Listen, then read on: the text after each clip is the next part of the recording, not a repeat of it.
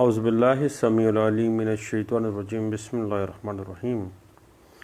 سورۃ الاحزاب کے 5ویں رکوع میں اللہ فرماتے ہیں کہ نیک کاموں کی کوشش کرنے میں مرد اور عورتیں برابر ہیں، ان کے لیے مغفرت اور بڑا اجر ہے۔ اور پھر اللہ نے 10 صفتوں کو کھول کر بیان کیا ہے۔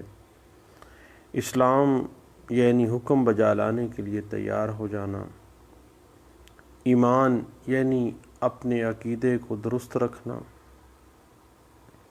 عبادت یعنی اللہ کے حکم کے مطابق احکامات کو بجا لانا، صدق یعنی قول و فعل میں سچائی اور دیانت، صبر یعنی نیک کاموں کے لیے مصیبتیں جھیلنا، تواضع یعنی اللہ کے سامنے عاجزی اختیار کرنا، خیرات یعنی اپنے مال سے ضرورت مندوں کی ضرورتوں کو پورا کرنا، روزہ رکھنا، اپنی شرم گاہوں کی حفاظت کرنا اور ذکر الہی کثرت سے کرنا۔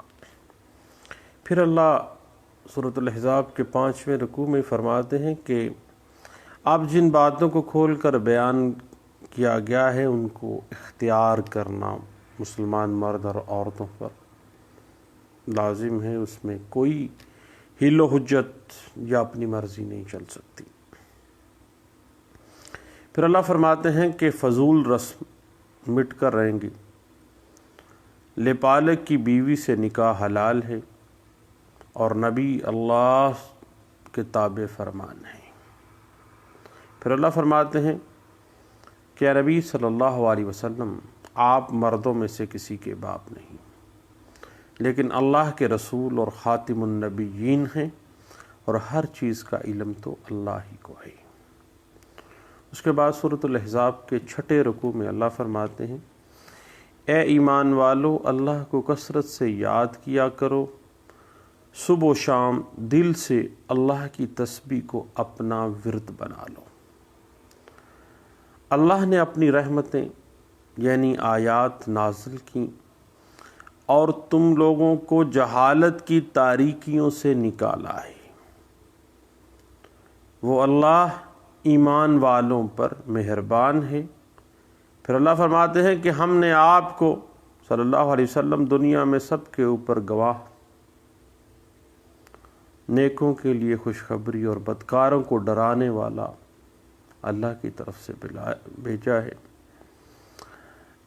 اے نبی صلی اللہ علیہ وسلم، آپ اللہ کی طرف بلانے والے، روشنی پھیلانے والے، چمکتا چراغ بن کر اللہ کی طرف سے آئے ہیں۔ پھر اللہ فرماتے ہیں کہ غیر مدخولہ کی طلاق کے لیے عدت نہیں ہے۔ پھر اللہ فرماتے ہیں کہ ہم نے آپ صلی اللہ علیہ وسلم کی بیویاں جو اس وقت آپ صلی اللہ علیہ وسلم کے نکاح میں ہیں حلال کی، اور آپ کو مزید اللہ کے نبی صلی اللہ علیہ وسلم کو فرمایا کہ آپ کو مزید رعایت دی ہے۔ پھر اللہ سورۃ الاحزاب کے 7ویں رکوع میں فرماتے ہیں کہ آپ صلی اللہ علیہ وسلم کے گھر بے باکی سے نہ جایا کرو، مومنین کے لیے وعید ہے، اور اگر تمہیں دعوت ملے تو عین وقت پر جا کر کھانا کھا کر فوراً اٹھ آیا کرو۔ آپ صلی اللہ علیہ وسلم کو تمہاری بے باکی سے تکلیف ہوتی ہے، لیکن وہ شرم اور لحاظ سے تمہیں کچھ نہیں کہتے۔ پھر اللہ فرماتے ہیں کہ امہات المومنین، مومنین کی مائیں ہیں، ان سے نکاح جائز نہیں ہے، بڑا گناہ ہے۔ پھر اللہ کی طرف سے پردے کے احکامات آئے اور اللہ کی طرف سے رسول اللہ صلی اللہ علیہ وسلم پر درود و سلام بھیجنے کا حکم دیا گیا۔ پھر اللہ فرماتے ہیں کہ حضور صلی اللہ علیہ وسلم کا احترام نہ کرنے والوں پر دنیا اور آخرت میں اللہ کی لعنت اور اللہ کا عذاب آئے گا۔ اس کے بعد سورۃ الاحزاب کے 8ویں رکوع میں اللہ فرماتے ہیں کہ مسلمان عورتوں کے لیے لازم ہے کہ جب کسی ضرورت کے لیے گھر سے نکلیں تو چادر کا ایک حصہ سر سے چہرے پر نیچے سے لٹکا لیں تاکہ ان میں اور لونڈیوں اور باندیوں میں فرق کرنا آسان ہو۔ پھر اللہ فرماتے ہیں کہ لوگوں آپ صلی اللہ علیہ وسلم سے قیامت کی تاریخ کے بارے میں پوچھتے ہو، اے اللہ کے نبی صلی اللہ علیہ وسلم آپ کہہ دیجئے کہ قیامت کا علم اللہ ہی کو ہے، لیکن اس کا انکار کرنے والے دوزخ کا ایندھن بنیں گے۔